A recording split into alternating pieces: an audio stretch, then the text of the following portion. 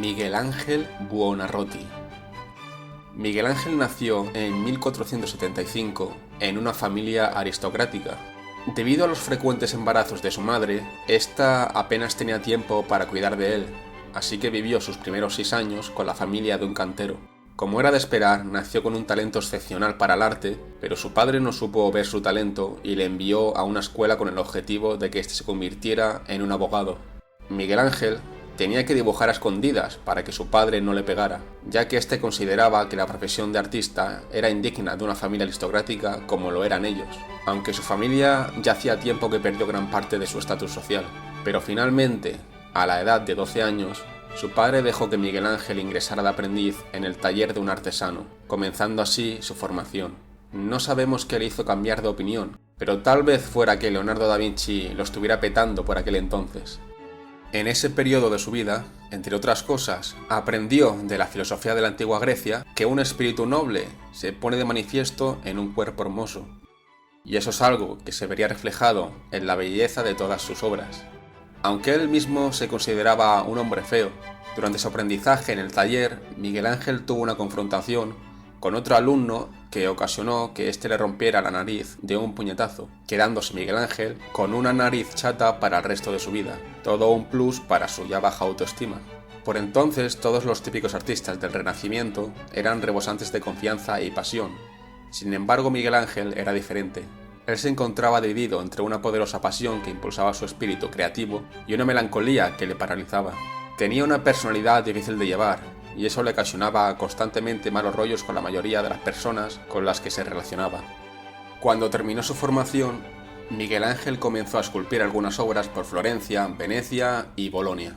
Pero no fue hasta que con 21 años se fue a Roma, donde inició una década de gran intensidad artística. Década en la que creó obras como el Bacchus, la famosa Piedad del Vaticano, a la temprana edad de 23 años, y por si fuera poco, creó también la obra cumbre de la escultura, que fue colocada inmediatamente en el Ayuntamiento de Florencia, el David.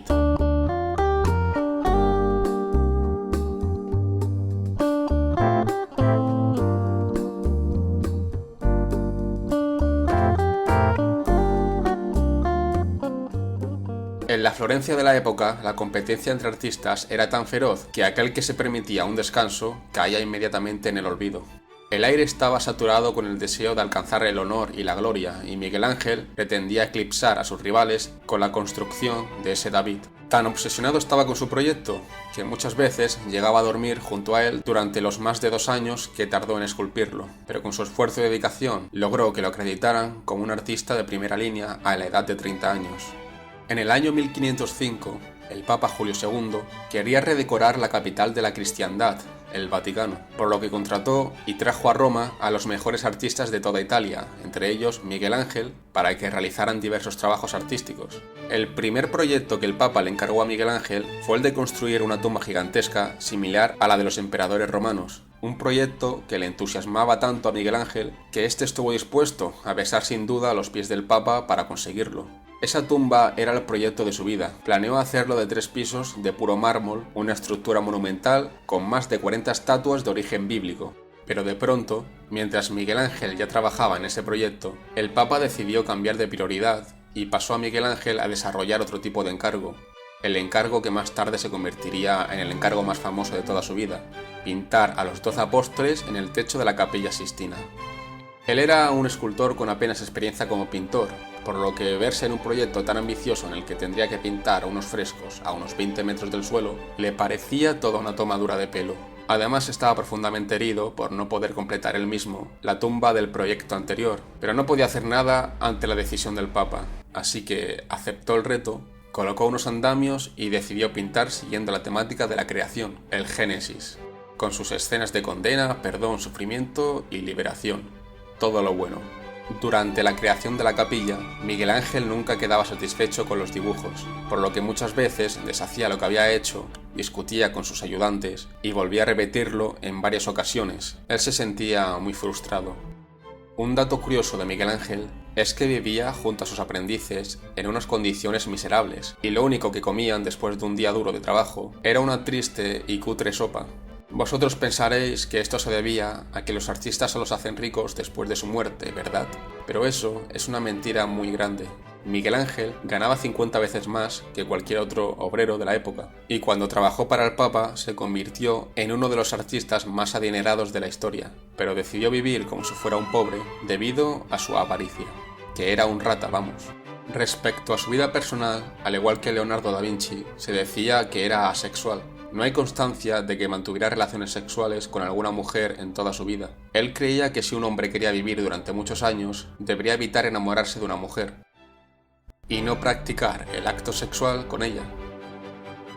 Aunque se cree que en el fondo era un homosexual reprimido, debido a indicadores como que usaba modelos masculinos incluso para representaciones de mujeres en sus obras, ya que Miguel Ángel pensaba que el hombre era el que poseía las proporciones perfectas. Además de que una vez se hizo un autorretrato con un pene saliéndole de la oreja.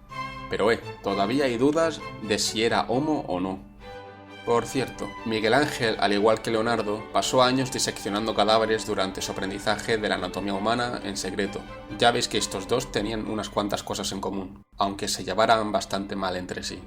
Volvamos a la Capilla Sixtina.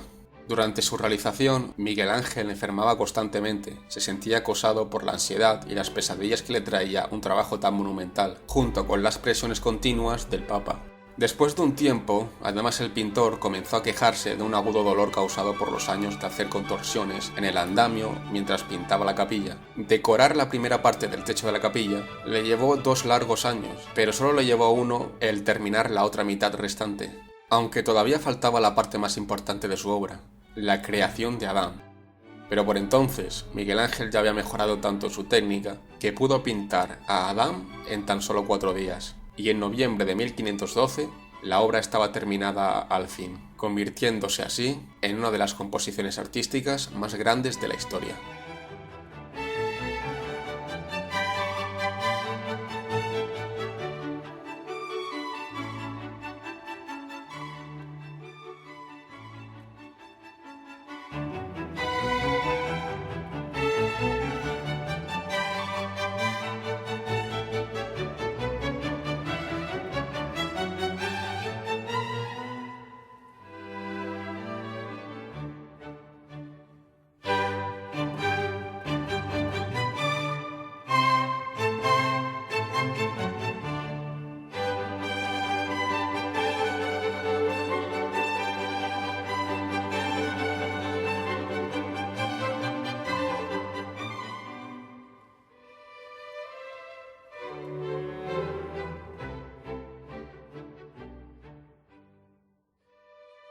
Composición que también guardaba muchos secretos, como por ejemplo que una de las composiciones de Dios representaba al cerebro humano, con su espina dorsal y todo.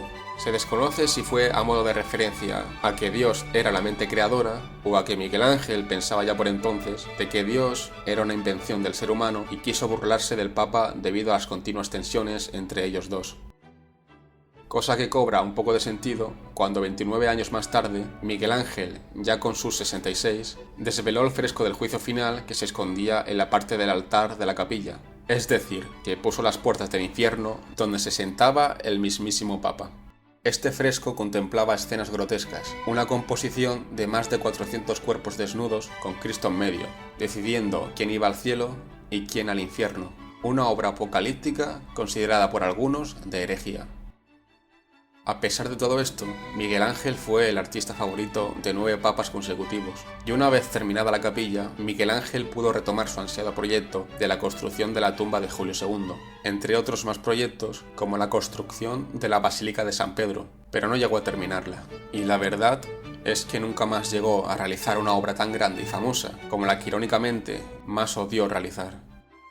Miguel Ángel murió en 1564 a la edad de 88 años, escribiendo en su testamento que quería ser enterrado en Florencia y dejando sus bienes a sus familiares más próximos, que no eran pocos.